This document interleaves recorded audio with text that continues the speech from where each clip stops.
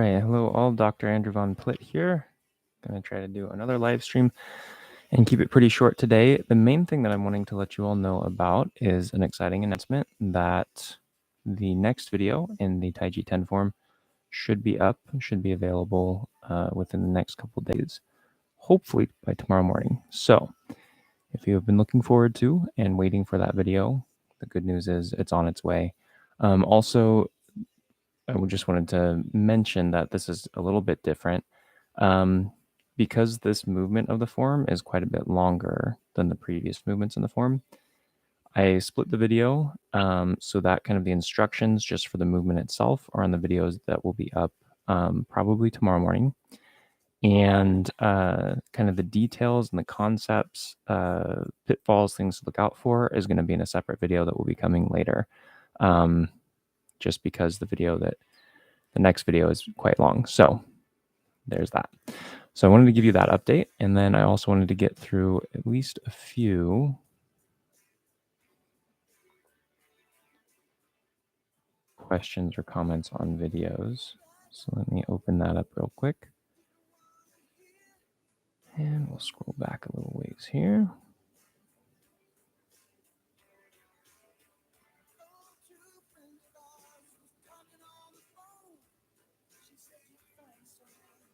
Okay, so here is a comment on the Taiji 10 form movement number 1 video, which is number 2 in the series. This is from a user named GW, who is a subscriber. So thank you, GW, for being a subscriber to the channel. GW says, I'm new to this. Question, why are movements to the east? Thank you. I look forward to more videos in this series. So this is a really good question. And it's really not about the east itself, not about the actual cardinal direction. It is about using east, north, south, west as ways of knowing which way you're supposed to be turning as you do the form.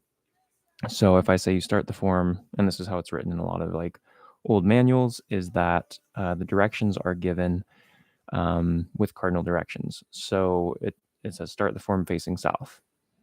Some people take that literally and they think you're supposed to start your forms facing actual south. That's not really what it's for. It's so when you're facing south in the form, or when you're facing south in the form, you know if it says turn east, that's going to be to your left, right? But if you've turned to the east, it gets confusing if it says turn left, you've turned left, and then it says turn left again, or turn right. Well, if you turn right, are you turning halfway right? So you're facing this way, or are you turning all the way around right? So like 180 degrees.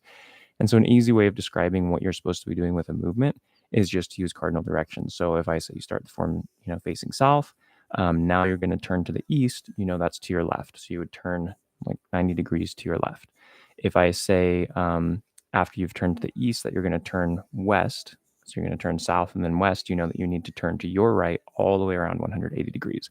So it's just a way of really determining or really explaining where you're supposed to be going with a movement in a form in the context of the previous movement and the next movement. So yeah, it's not about actual east. It's just about helping people understand directions during the form. So thank you for that question. Good question.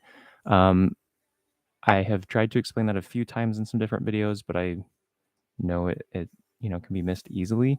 And that is a question that seems to come up quite a bit, is what the directions are all about.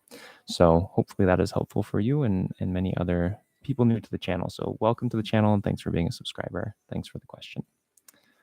Let's see.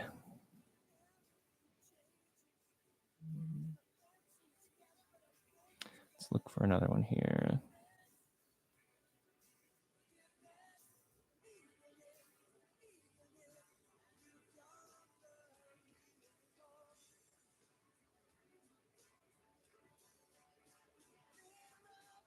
Okay, so this one's interesting. This is from a user named Kelgu.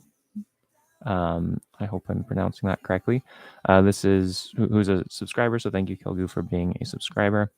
This is on the Qigong Basics number 2 video that's talking about the bubbling well and the intention at the feet when you're doing standing pose Qigong. And Kelgu says, what if I have flat feet? So kind of in context here, in that video, I discuss the intention that you're supposed to have with the feet, how you're supposed to keep contact, and how they're supposed to be kind of a drawing up at the bubbling well point or kind of at the arch, depending on how you look at it. And there should be that upward intention that's kind of creating this feel of like suctioning your feet to the floor in a way.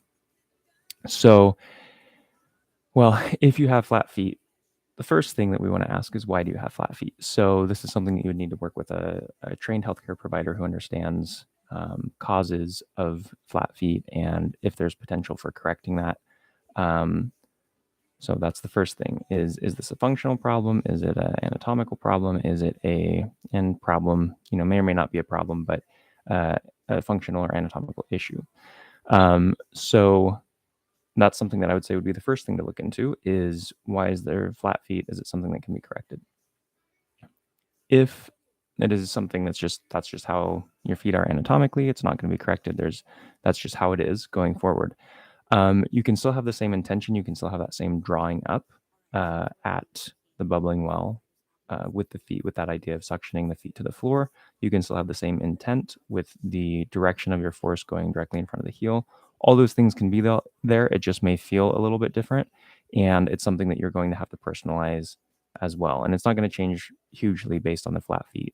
But that's just, yeah, it's my first thought when I see someone, if they have flat feet, if they're a patient of mine, is this something that's a functional inhibition of muscle or a deconditioned muscle or set of muscles that basically, if we work on fixing this functionally, can we bring that arch back? Can we kind of restore that and get the foot functioning in a way that's a little bit more ideal for how the foot is structured?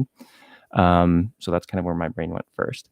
But as far as how it applies to your practice, if you're just going straight to practice and don't have someone you can work with, I can work with you with addressing the structure idea, apply all the same concepts, and it is just going to be a thing where you have to use those concepts in the context of flat feet and just see how that changes, how that applies, how it feels for you.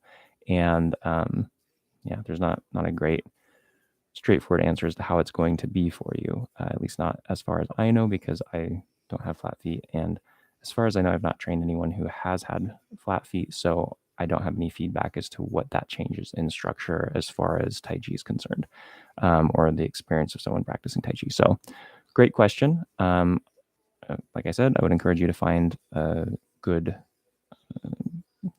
health practitioner that can address the structural component of that and see if there's something that can be addressed there. So good question. Hopefully that was a helpful answer. I'm not completely sure if it was.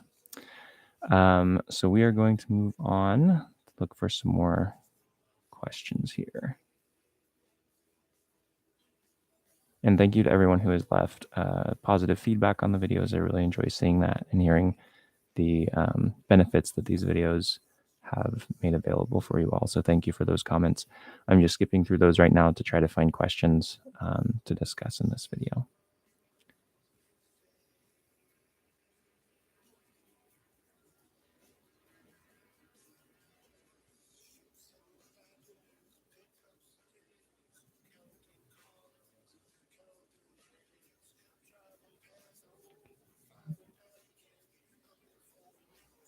Looks like there's a lot of comments that are comments and not so much questions, and that's great. I enjoy reading these.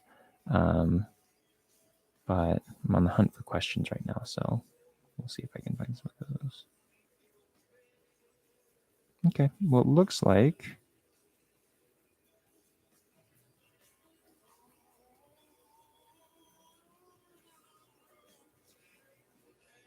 that's it for questions. I will try to go through this in all my free time at some point in the near future and see if I can find some more questions to discuss with you all in the next live stream. But I'm not seeing any more questions on videos. So I think we'll probably call it good with that.